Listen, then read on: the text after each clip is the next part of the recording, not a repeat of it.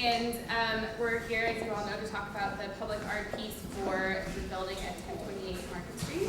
So what we wanted to do is just kind of give you a little overview of the Market Street project and introduce you to the development team and the architects, and then talk specifically about the arts process and what we're looking for and how you can apply, and then open it up to questions. Actually, if you have questions, you can feel free to just interrupt us throughout this whole thing. We'll do it very informally.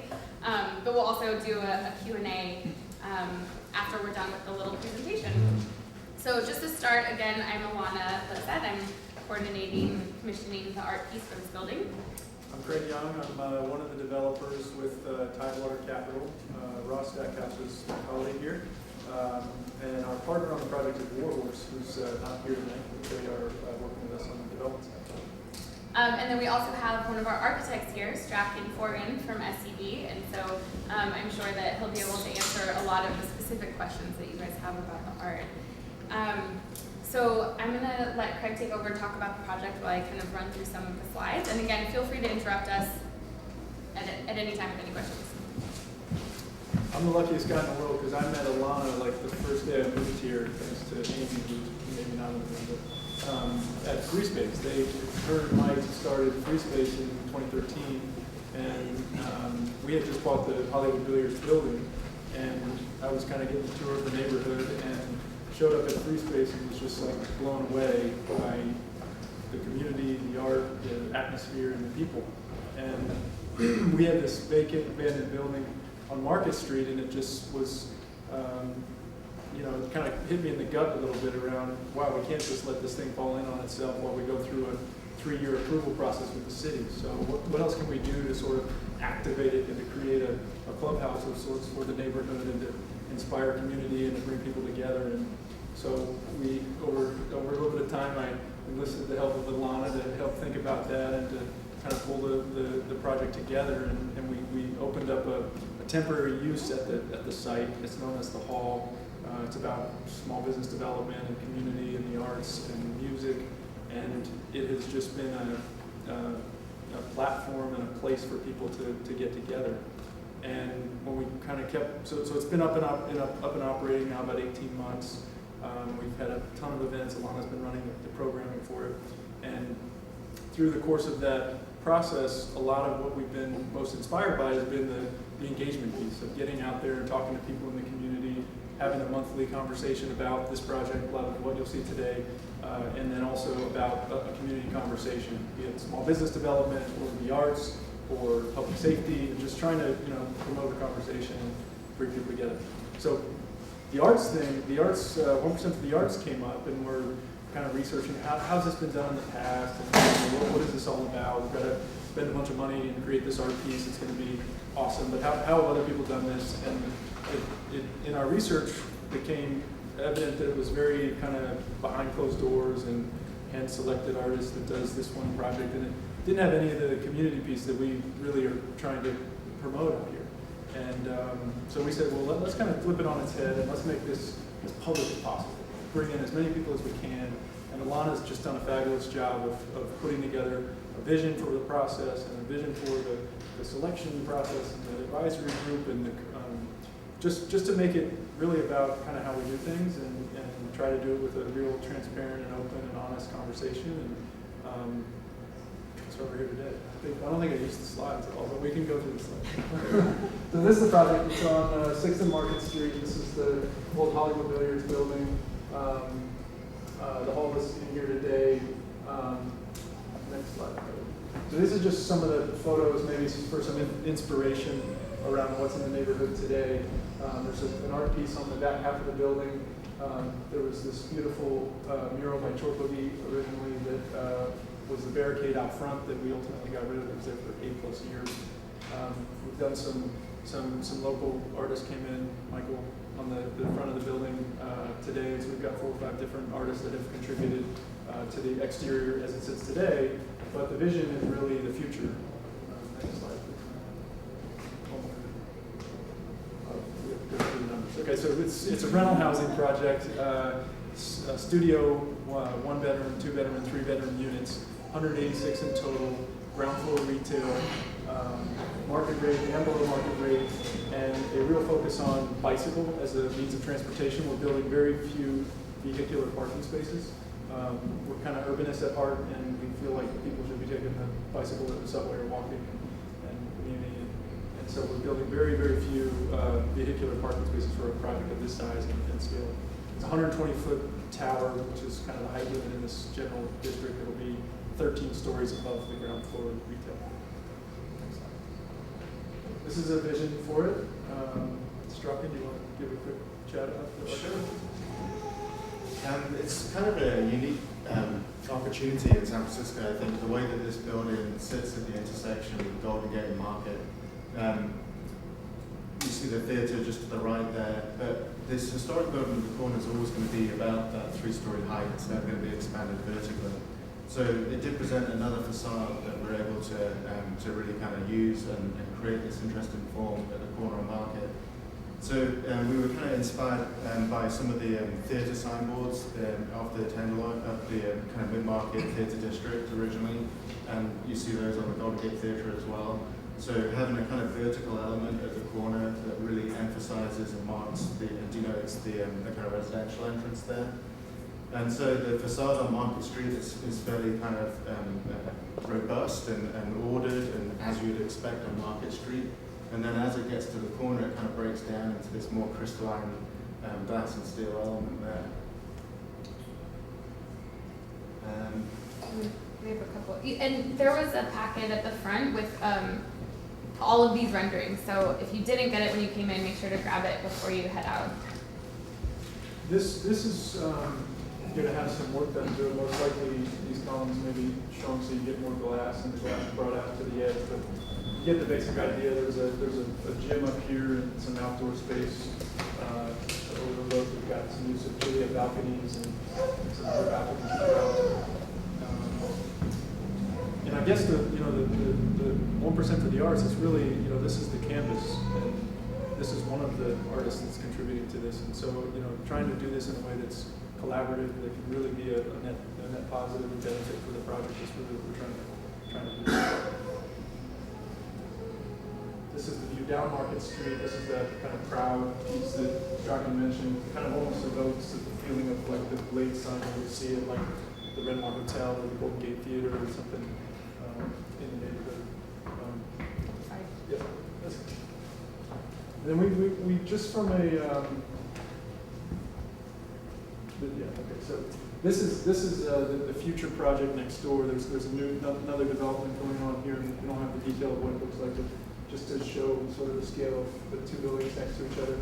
And we paid really close attention of not turning our back on Golden Gate Avenue, just because it's a really tough block back here, and to activate this and enliven this in a way that is not sort of a secondary thought to Market Street. So a couple of ways we did that. We have an actual lobby entrance back here, and also retail. So this is retail at the same height that we have on Market Street. So we're really going to try to do something community focused or some sort of active retail space on the backside there, just to promote the coming and going of folks. So I would say that this site is just as much an option for some sort of art piece, if not, and maybe it's something on both, or who knows, you may have some inspiration for just this side that just works better. There's also a wall here that goes down. It's like 140 feet by 80 feet or so, that is actually this building's wall that they face in.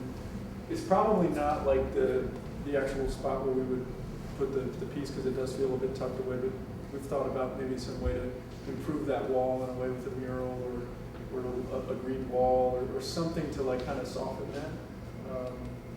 That's just some of the ideas that we did on the back side there.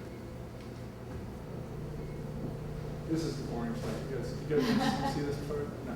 Well, I think that it's the boring stuff, and no offense, Strachan, but but it's also because this site will be publicly accessible. It's also potential for an interior art piece on the lobby or on the inside of the ground floor retail.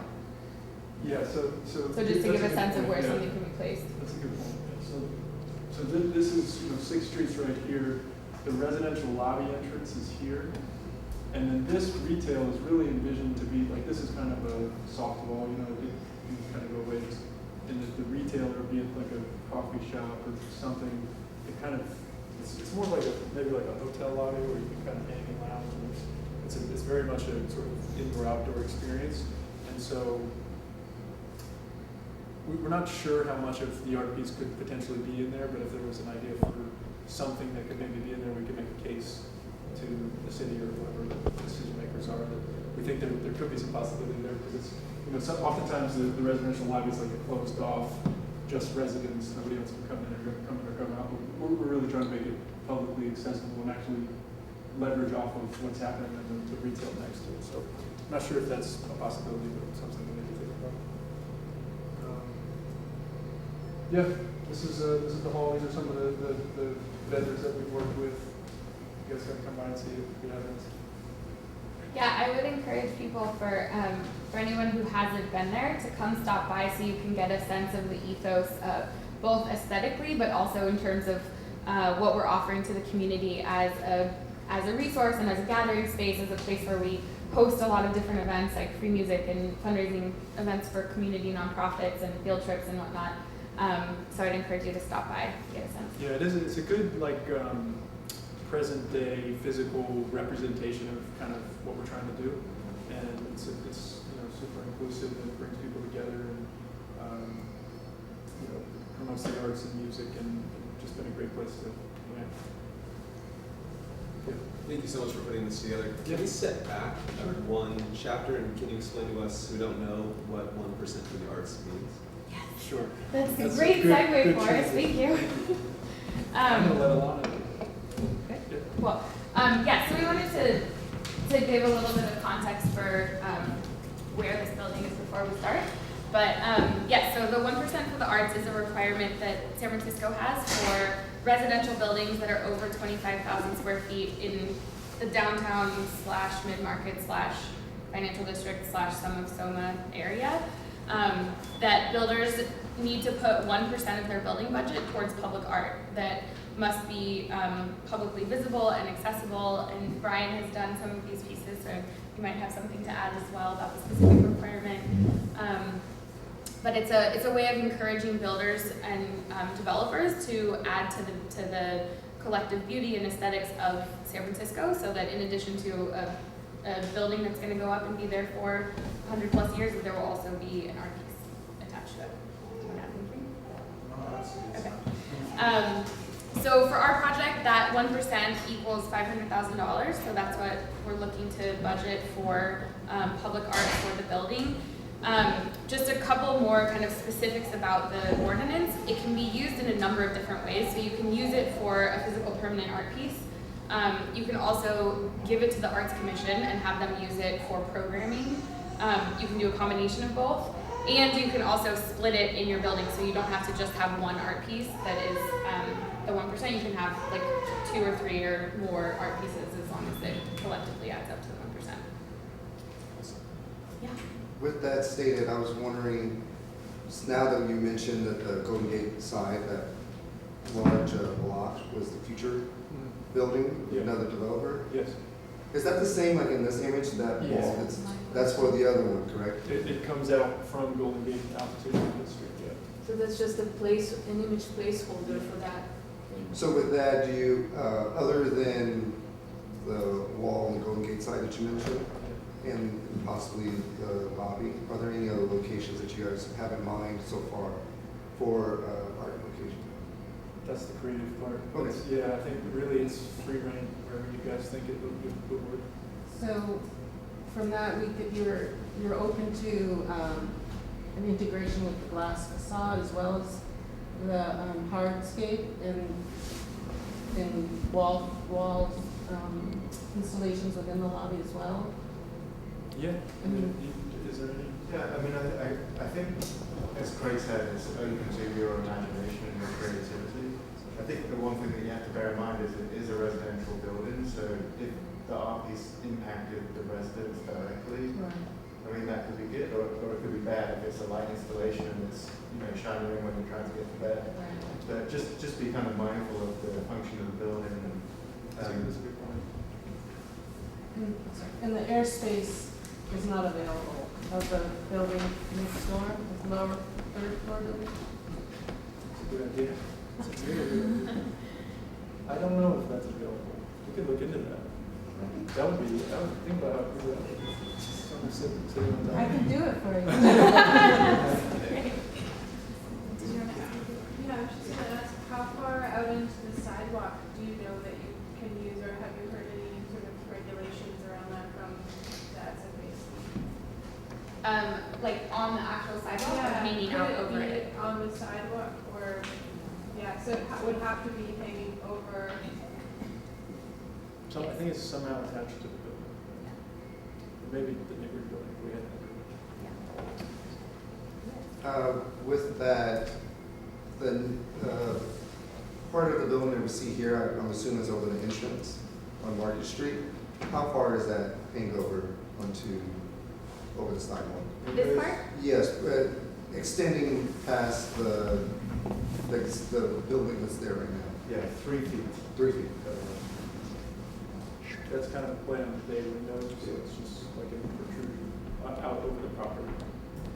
That's I what- just wanted to check if I understood something correctly when you were mentioning the possibility of three-dimensional art or something that was more like on a blind wall that would be on the other building, not on this particular building. Yeah. So this one is glass and steel on all sides, also including the one facing the next building? Yes.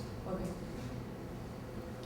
Because you have retail space that's all along the front edge and the back edge, do you think that having installations inside of those window spaces would be available to the artists, or that would be on a case-by-case basis, depending upon which retail shop? But it's potentially an option, yeah. I think again, to Draken's point about the residents, there's also in the retail bay is going to be a retailer at some point. So as long as it enhances their ability to use the space and doesn't detract from it. And each retailer probably has their own vision of what that means with this. So is there public access to the rooftop? There's not public access. So then that would be off. Yeah. Do you have preferences for any particular places you could imagine sculptural pieces attaching to the building? It seems like you might have locations wherever the spandrels are located between the windows and the braces, the vertical bracing. It seems like those might be the only places where you could attach. Is that right, or do you think there's any? I think, again, to keep it as open as possible, I think we obviously don't have an engineered attachment points yet, but, once there was addition to the art, then we could work with the engineer to support this, anything like that. So, I mean, I would kind of not let the attachment points kind of limit the creativity of the moment. Could the sculptural pieces potentially extend the interiors of the spaces so that the sculpture might even look like it's growing out of the building and then create more space in the interior? Would you be open to playing with the architecture a little bit? Yeah. And the conceptual development stage? Yeah, I think so. I have heard on other projects that sometimes can be, the art piece can sometimes be challenged if it becomes a kind of functional part of the building, like a canopy. Sometimes the Arts Commission doesn't consider that an art piece because they're providing a building function. So there might be some, regulations that we have to work with around if we're really extending space and capturing more space, whether the planning department and the Arts Commission would accept that.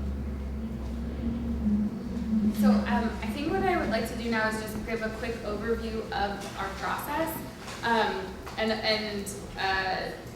then open it back up to questions if that's okay with everybody.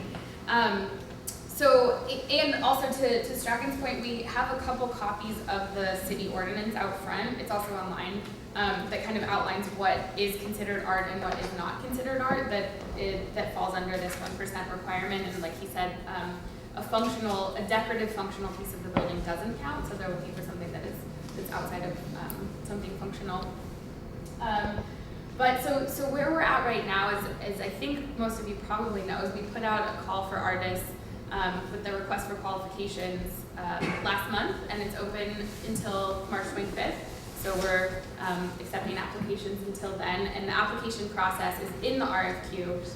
But just to give a brief overview, we're not actually looking for project proposals right now. We're looking for letter of intent, images of past work, and resume, and kind of ideas for potential collaboration, or your ideas and process for how you might go about working with the community. As Craig mentioned, that's something that's really important to us.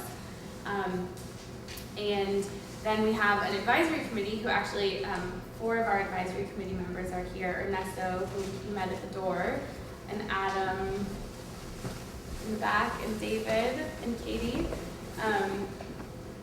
And we're going to be reviewing all the applications and then making recommendations to the owners and the architects as they're looking through, and then they will choose somewhere between 5 and 7 artists to invite to do a full proposal with kind of what your idea for the art piece is.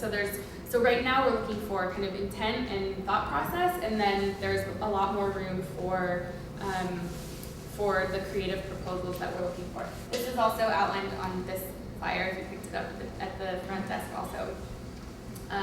So once we invite finalists to submit a proposal, they will have 2 months to complete that, and that will be stipended time. You'll get a small stipend from the company, and then all of those pieces will be on display. And we ideally would like to actually have them on display in the hall so that people can have a chance to interact with the proposal. And then we'll also put it online and invite public comment and invite the public to interact with it. And then again, the advisory committee will make recommendations to the owners who will choose the final piece or pieces, ideally by July.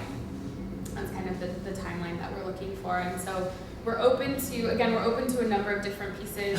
We're open to collaborations. We're open to potentially 2 different artists doing different pieces, either in collaboration with each other or kind of working separately, but in a way that complements each other. And then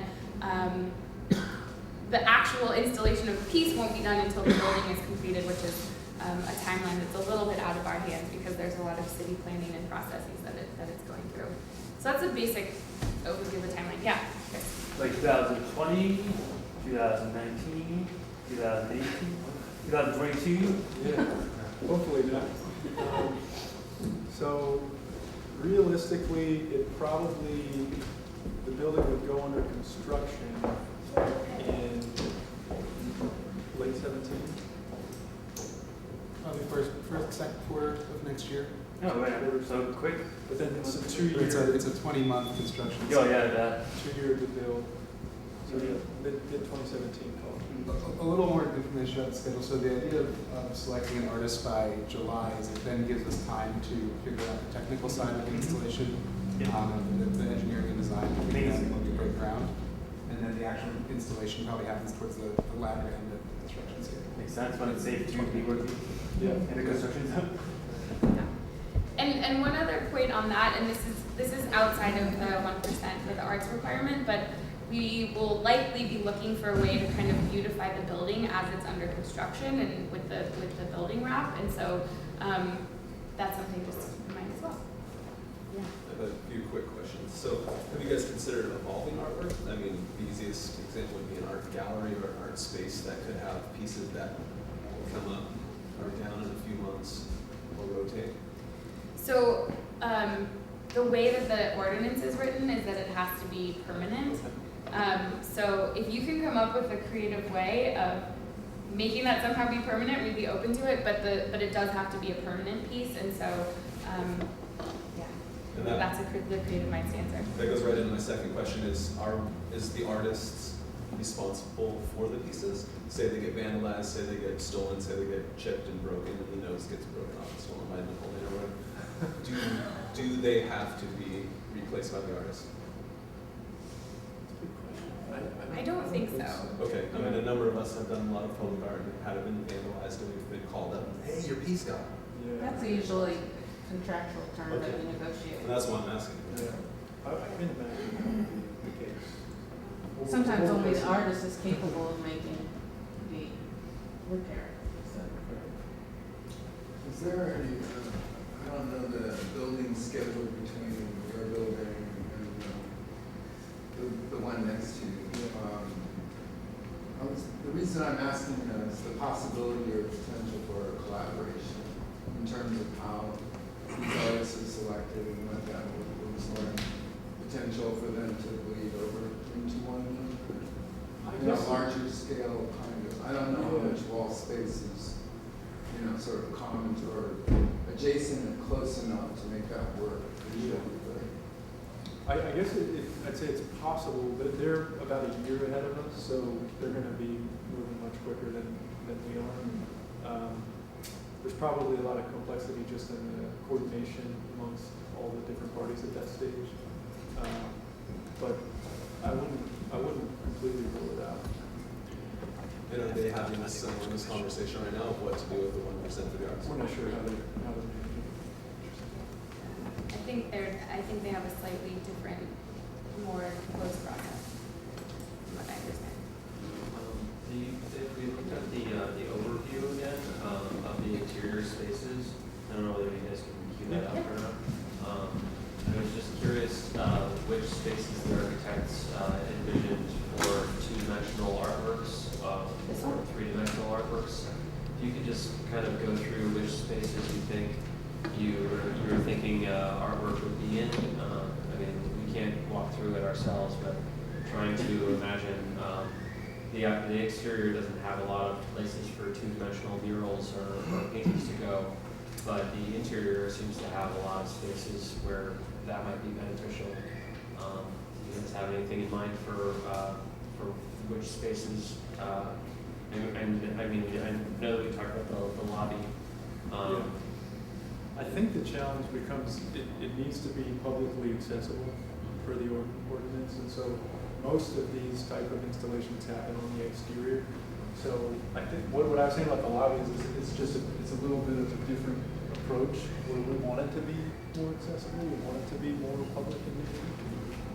So maybe there's a way that we can actually designate that area as public and have, you know, a chandelier or two-dimensional piece of artwork that everybody that stops in can experience. But I do think that's probably, we should probably do a little bit more research on that for those that are looking at that piece of it. Yeah, the other part that is difficult for us to answer right now about that is that this is kind of the proposed floor plan, but we don't actually have a set plan for the ground floor retail right now, because so much of what the neighborhood is going to want or need is going to be very different in 3 or 4 years than it is right now. And so I think that's something that if you had an idea and wanted to propose it, it could kind of become an ongoing conversation with us and with the architects and with the city about what it might look like. But it's, yeah, we haven't set in stone what the ground floor is going to be. I'm all set now, thanks. Okay. Did you have a question? Yeah, just trying to get more of an idea of the physical space of the building, see if there is any, there's any equivalent of POPO space inside or accessible open space or other areas within the architecture you might be able to do this. It looks like there's 4 retail spaces in the lobby. The ground floor is kind of the current format. And I'm curious, I don't know if any of the thing could go into something that I brought up on the site, creating actual artist workspace or otherwise. It looks like you have an activated basement level. I was curious what kind of use cases you're going with that. I'm working with a group that's planning on putting work studios and subterranean levels. So that's part of the development. So we only have one level of low grade here because the BART tunnel runs along Market, so we're pretty limited in how deep we can go. And because of that, the parking, because we're building 200 units, we need some parking so people can park. So for the most part, it's parking. This is actually bike storage. But the rest of this is just parking in the basement area. Do you have open area on the roof or any open areas in the building? Grounds? Yeah, I mean, in terms of the art, because you're kind of asking about the art, but then other just spaces within the building to be used as art space. Well, that might have, yes, some consideration for what art might be able to go in there, or how we could create a thing that still falls within the Yeah. thing. Last thing the gentleman brought up on rotating art, maybe it'd be something interesting if there was, a pedestal or a space or a canvas that is created with permanent money that might provide rotating installations in the future as one off normal track, but a potential to get a lot of artists involved. Yeah. Yeah, I'm envisioning like this something over on the neighbor's roof that kind of is up there, but it changes and the art gets put up there. I don't know why it's part of the, I'm not an expert on it, but the ordinance as written, I think, makes it much harder to do some sort of rotating piece. But it seems like that question has come up a couple times now, and also the idea of like the indoor outdoor piece. Maybe we can look in a little bit into that to give you better answers. Yeah. In the ordinance, not that it couldn't be changed, but historically, is the management of rotating piece usually falls apart at some point. Versus this being it permanent, it's kind of like, hey, it's built, signed off on, there you go. But not that it couldn't be changed, but that's something that's an older model.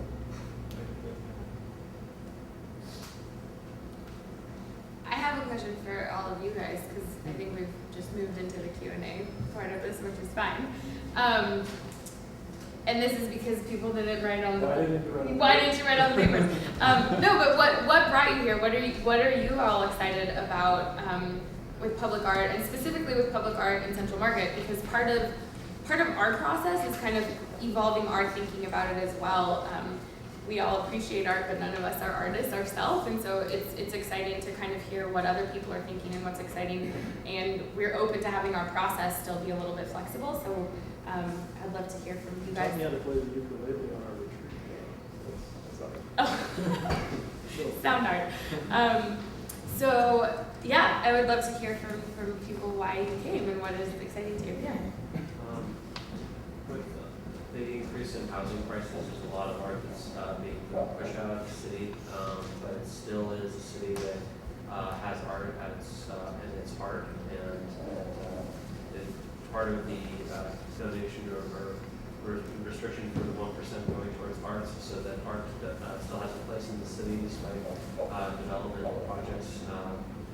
The Timberline area and on Market Street has a lot of different artists and art-minded individuals that work within it, and trying to find the best method of paying homage to those artists and having a place for, so that art can exist in the city is the reason why a lot of artists are attracted to this project, I think, including myself. Yeah, so that ties in. I know we talked a little bit about that when you guys came over and visited, but the idea of the 1% being able to support like housing for artists, like a percentage. There was someone on Facebook with me today that was saying, yay for art, but what about housing for artists? And the concern that element was being silently tucked inside of affordable housing in a more general, non-specific kind of way. I know I get a sense that you guys are sensitive to that. And that's part of why I came to it. Thanks for being here.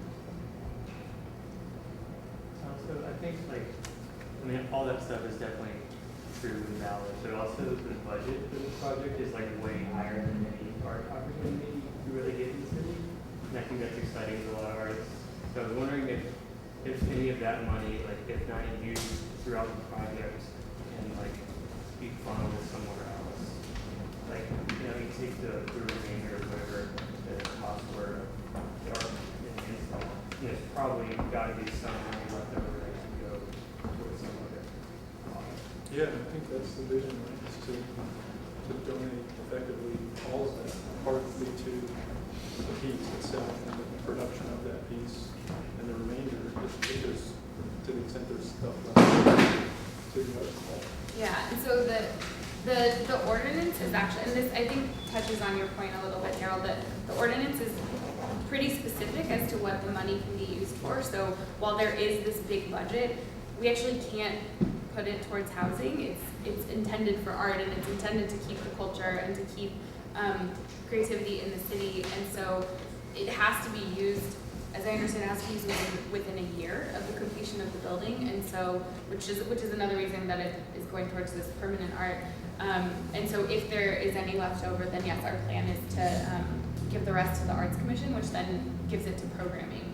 And the project sponsor can actually specify, you know, I want this to go to dance for women in the Tenderloin, or I want this to go to watercolor for youth in San Francisco. You can be pretty specific about how you want it to be used once you give it to the Arts Commission. That was one question I had is, who are the primary stakeholders aside from the architects and developers? What kind of oversight does the Arts Commission have, and are there any other city agencies that would be looking closely at this and helping to guide the process? And to follow up with that, throughout this process, will you be developing a system, a way for us to engage with the community, or for the artists who get selected? How would they be able to connect with the community and be able to engage with people who live around here, the businesses, to help develop the idea and the concepts? That's a great question. So, to the stakeholder question, it's actually the Planning Commission that does the approvals and oversight of the development. It's not the Arts Commission. So we welcome them to be part of the conversation, but it's the Planning Commission that says yay or nay. And then Department of Building Inspection to verify that it was actually the full 1% of the building cost that was used to it. So those are the two government stakeholder agencies. We see the stakeholders as a lot broader than that, and basically anybody that lives or works or plays in the area immediately. So existing residents, people who work in the area across the spectrum, whether they work in nonprofit or tech or government, and then also people who are going to be visiting. So it's really a very wide spectrum, and what we've been doing through this process is trying to engage as many of those folks as possible. And so this is our first meeting that's specifically for artists to have this Q&A, but this is our third community meeting related to the arts piece, and so we've invited in a lot of people from the neighborhood and the community to be engaged. And then in terms of your process of how you engage with the community, that's we can certainly have that conversation and help guide you, but also would invite you to just be as out there in the community as you would like and as possible, to hear stories, hear what people want, however your process works for engaging people. And we would be happy to, provide space, whether it's in the hall or making introductions or connections for the artists to be able to meet the community. And I think once we get to that place of having the 5 to 7 finalists selected, we'll host more meetings and specifically do outreach to the neighbors, to the people who live in the neighboring buildings, to the people who work in the area, to give you a chance to interact with them. And if you want help designing some sort of meeting, we can also help with that. And also, we would totally leave that up to your creative process if you wanted. On in the proposal, the original RFQ, there were some brief descriptions about what you were looking for in terms of art proposals and projects. Was something that was in keeping with the history of the area, the history of Market Street, but also was a subtextual conveyance of the drought or water element. Will that still be a consistent, something we should keep in mind in our proposal going forward? Or is it now more open-ended? Still Because El Nino is washing your driveway? No, it's not fixing anything. I would just, that's just a very soft guideline. Don't feel like that needs to be part of it. If it doesn't ring true to you, then don't worry about it. It's just something that we're personally passionate about. We don't want to lead the witness in any way. You guys do what you think would be right for us. I think just to follow up on that, one thing that is important to us, and we keep emphasizing this because it is so important, is the engagement piece. And that doesn't mean that you have to have the community help you fabricate your piece, or that whatever your process is, but some of that came from these initial community meetings where we've had some collective visioning about what's important to people. And so those are some of the things that came out of it, in particular representation of people who are here, who've been here for a long time, representing their stories, their voices, and kind of collaboration and interactivity. So that's one of the places where that came from.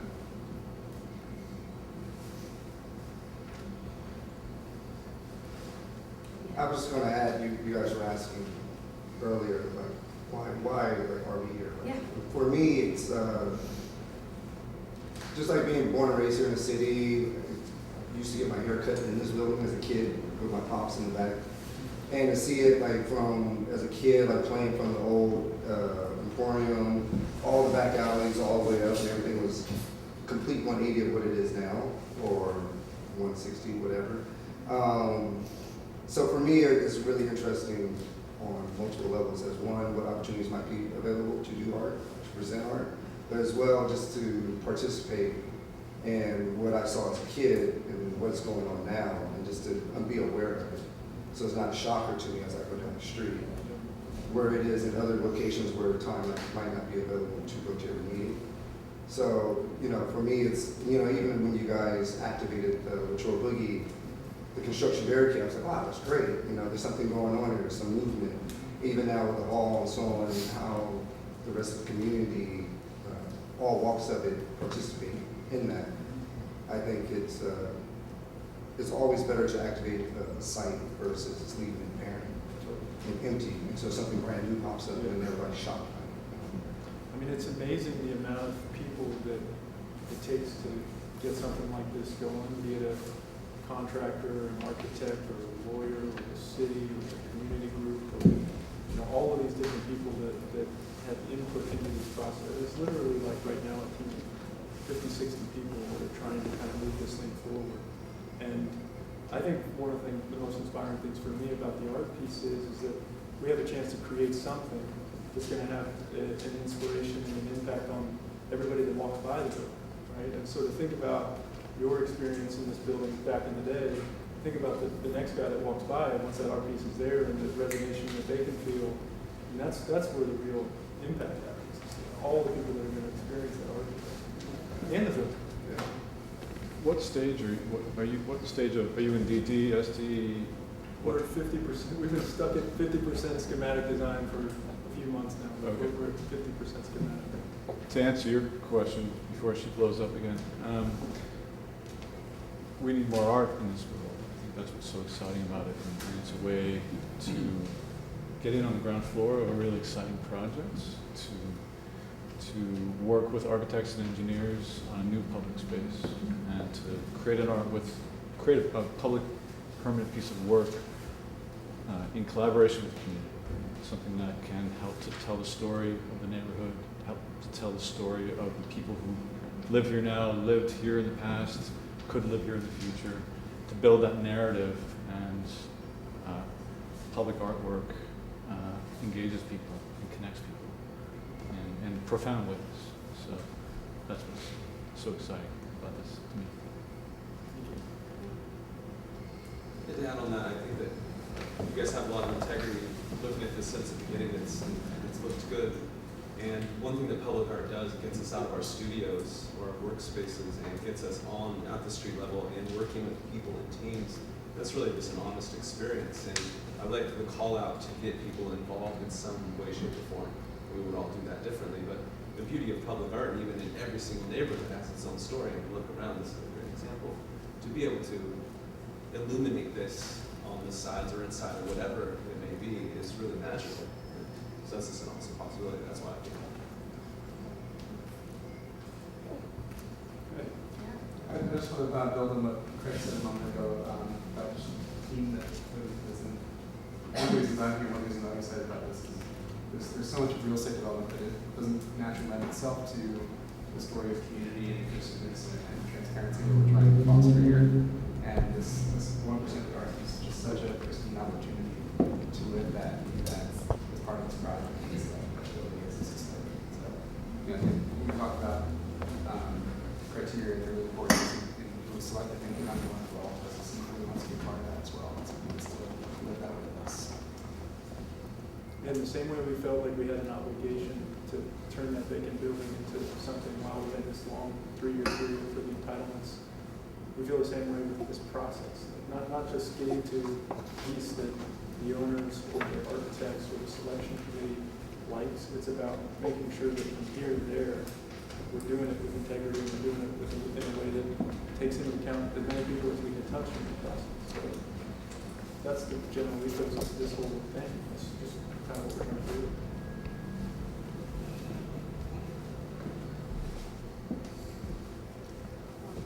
So I want to just, we can still keep this open to questions, but I wanted to kind of just like summarize what we've talked about to this point, and also just make sure that everybody was able to pick up what we had at the front, which is that this little handout is the renderings of the building as it's proposed right now. So again, we're building residential units, mixed-use residential units with ground floor retail. So this is renderings from a lot of different angles, and it tells you on the bottom what the view is if you're not familiar with the map of San Francisco.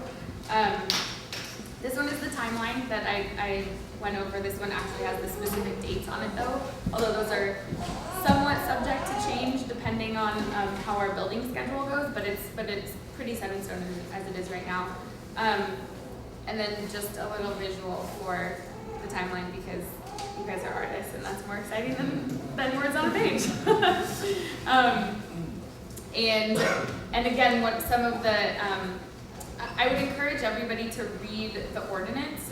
There are 2 or 3 pages that are very specific about what this 1% can and cannot be used for. It's all included in the RFQ, so I would encourage you guys to read it very carefully. And again, with the submissions that we're asking for March 25th, we're not looking for proposals quite yet, but more your intent and your intention. And as I think you've heard very clearly, we're really interested in and excited about community engagement, and so want to know what your process will be. And there's a part of that too that we haven't touched on yet, which is that this building is going to be filled with people who don't live here yet. And so what are ways that the art piece, once it is installed on the building, can inspire people to actually get out of the building and interact with the street and interact with the neighborhood, so that we've not just created another ivory tower, but actually gives people a reason to hang out outside or be in the lobby or whatever it is, and have some pride in the building and in kind of creating more of a sense of community and cohesion in the neighborhood. Yeah, I have another question. Just before it was mentioned that, for example, on the ground floor, the whole floor plan may still change because things may shift in the neighborhood by the time the building is finished. And since, just wanted to tie in, a few people have asked these questions that for the artists are kind of crucial. It's very nuts and bolts in terms of like, what is the space, what are the surfaces, what is the canvas that one can play off of, which is basic. And I wonder whether at this stage there's still enough flexibility within the architecture, asking the architect to actually deliberately create a space that can welcome artists' work. Because these glass and steel buildings are a bit like Teflon, you know, like there's nothing that can stick to it possibly. It's like this, it's a kind of city. It's very different from this Tenderloin, and we know the old style brick buildings and the surface that we used to have. There was always kind of like space between windows. There's no spaces of this sort on this building as it is now. So basically, in order to actually, since like there's a remarkable budget for art, and yet there's not a lot of room for the art. And I'm wondering whether it would be possible at this stage of the game to create room to actually make it possible for art to exist in this building. What's that? I'm not quite sure how to answer that. I think there is the constraint also of the the residential units. It'd be hard to kind of to shape the building so much that it started to impact the units. You could potentially shape the ground floor but that would have an impact on the retail. I mean, I think architecturally it's possible. It's just what the impact is to the performer, to the project.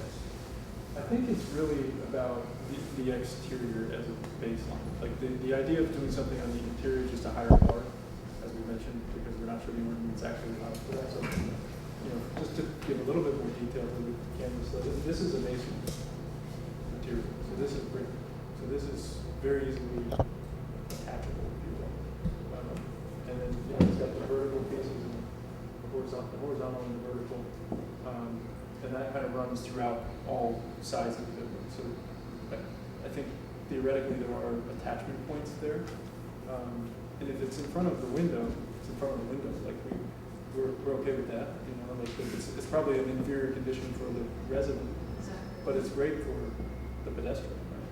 Because they're looking up at it up on the side of the building. This material is some sort of metal, maybe a zinc, something that we haven't really defined yet. It's still early there. And then of course the glass is kind of the standard piece. The what? The prow. I just want to add to that really quickly.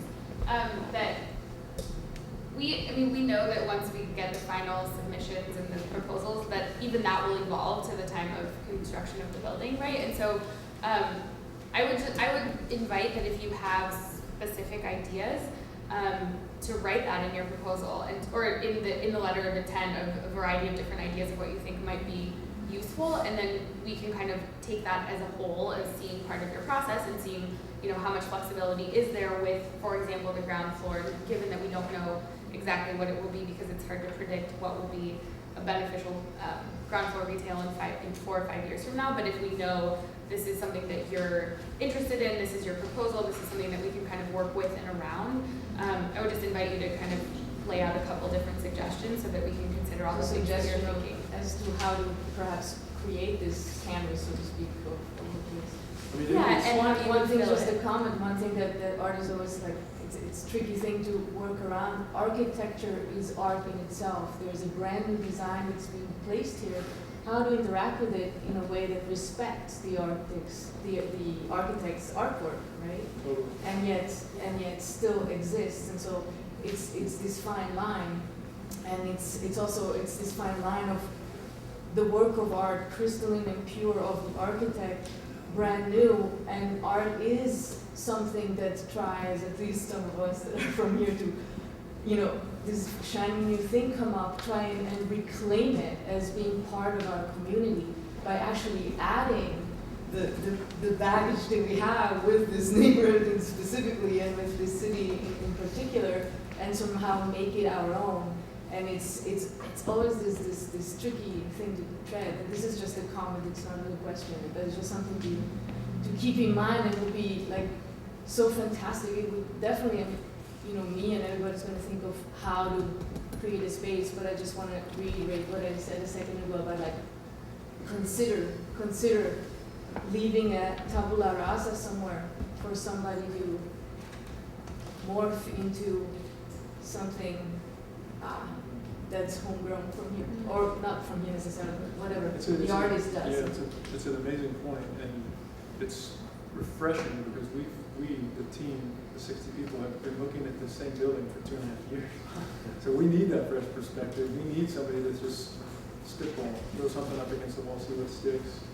That's the most exciting thing about getting to hear all of the feedback. It's like, what would you do? Like, tell us what you do. We will consider it. And then, you know, I think Alana made a really good point.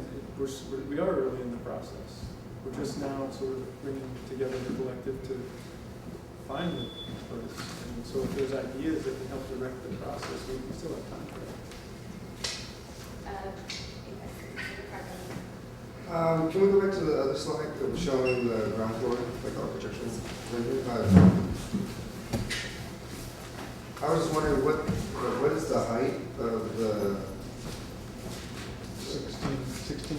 Yeah, of the lobby? Hey, you know, the other drawing, there was like a floor plan, yes. Yeah, there. So if you're looking at the lobby, I was just wondering about if the wall on the right and the immediate back wall right there, is that something that's going to be a completely blank wall or open? Because if it's in the questioning of locations, canvases to work with, like that's a great space, especially if there's 18-foot ceilings and you have large windows in the front to be able to look in and some kind of play with that. As well as I was wondering 2 different options maybe for the driveway to go to the basement level, depending on that wall right there, depending on the type of roll-up gate that you guys have. We have the roll-up gate where you can, can't think of the name of it right now, where it's like more chain linked, where you can visually see through it. And if it's not that, then if you have a completely flat roll-up gate versus the ones with the big ducts in it, that's way easier also for artists to paint. And actually, me and Mona, we've done a mural together in the Upper Market that painted directly on the roll-up gates for a building. If it's 18 feet on the ground floor, then that's going to be 18 feet by maybe 12 wide or something. Right. So that's a great surface, just kind of options and whatnot moving forward. I think both of those are potentials, for sure. Just a comment, Christine. For most RFQs that I've seen, there's a specific location where they want to put art.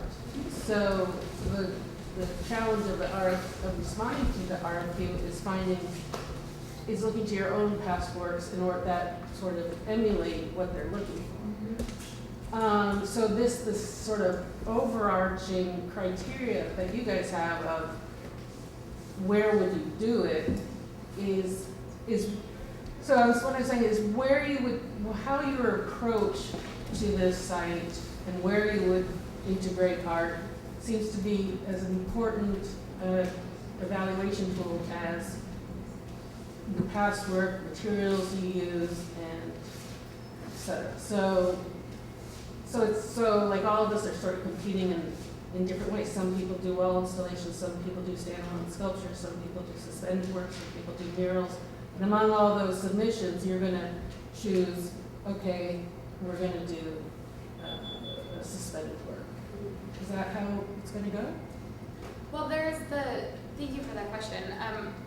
There is the potential that we would choose two different pieces that are made from two different mediums. So one could be suspension, one could be two-dimensional mural. One could be, some digital projection light display outside. One could be a chandelier, like Craig mentioned, inside. So we have the option of splitting the 1% among more than one piece, and so there is the potential for multiple pieces in multiple mediums. Does that answer the question? Yeah, I guess then you have to look, I think at some point artists need to be informed how many artists are you going to select, because that will inform the process in terms of budget. If we had $500,000 to work with or $100,000 to work with, early on in the process that needs to be shared. Yeah, because that determines like materials, especially Yeah. for like sculptors and stuff like that. So they could be coming in, pitching an idea that's, thinking they have a huge budget, and then they get picked, but then they get picked with another artist. Mm-hmm. They're not going to be able to do half the ideas that they Right. wanted to do. Right. So, Yeah, thank you. And I think that's part of one of the reasons that we aren't asking for specific proposals yet. That it is more about kind of intention and what your ideas are, and then once we have those, then we can begin the conversation, and then it would be more of a, let's say there are 3 that we really, really like.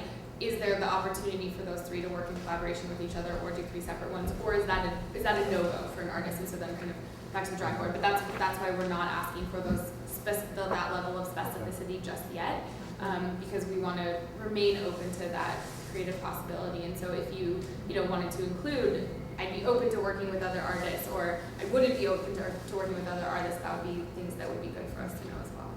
Yeah, thanks for the question.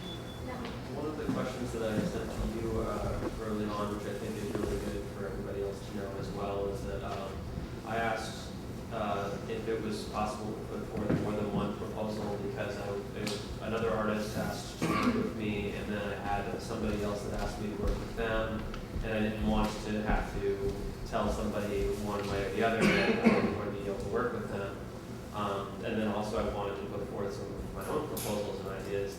But I think that unlike some of the other RFQs that I've dealt with in the past, where there's a specific spot and there's this picture and Photoshop render your image on top of this space and what it would look like, we're a little bit looser in the process right now.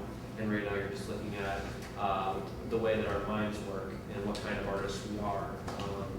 not really, so far as I can tell, what our proposal exactly would be for the space, because the space is not defined yet. So would that be accurate, is that you're looking at kind of a pedigree of the artist rather than their specific proposal for the space? Yeah, I think that's a good summary of it. You know, to the extent that we can see your past work and kind of imagine what that might evolve into with this particular site, with this blank blue wall. But yeah, that's right, that we're not, if you want to send in multiple applications with various groups and various teams, that's completely okay as well. So at this point, they're also completely open and feel completely neutral also in terms of what type of art, like more sculptural or more two-dimensional or more three-dimensional. Do you have zero preference at this point? We're open. I don't know if this makes it harder or easier, but Harder. I think it's also just early. You know, it's just we're just starting out. You know, getting to know you guys and figuring out what's going to fit. It's not even as much like pedigree necessarily. It's just who do we work well with? Who do we kind of just connect with when we see the art? It's just it's subjective, I guess. So correct me if I'm wrong, but I think also the design and the desire to start with the RFQ just asking for profiles was about a recognition of the idea that we're not trying to ask for too much free labor from artists. So, before we get you to do custom things for this project, we want to make sure that we communicate about that and let you know that we're actually interested in the trajectory of your work. And again, I think that agree. I'm just speaking as an advisor, and I might be wrong about when you made that choice. No, that's right. That's a part of it as well. I just want to go back to what you did earlier on, mentioning green wall engagement and having that be read as art, as more of a palette. I've seen a lot of walls, living walls, recently one around 14th between Folsom and Harrison. It's an abstract thing. It's phenomenal. And just giving the grid work, the one be an amazing presentation. That's really cool. And then the gray water, is that anticipated for, are you building gray water for access? No.